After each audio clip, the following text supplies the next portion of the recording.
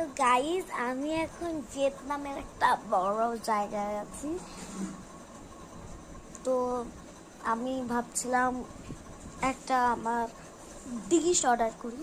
তো ডিশটা হচ্ছে এই যে, খেয়ে দেখাই। হ্যাঁ, আমাকে আমি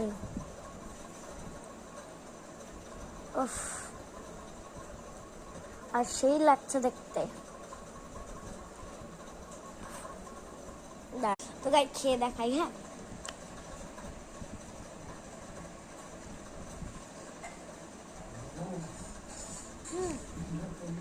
না, এই যে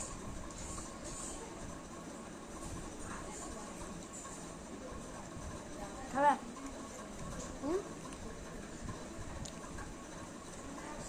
ভালো লেগেছে আমার।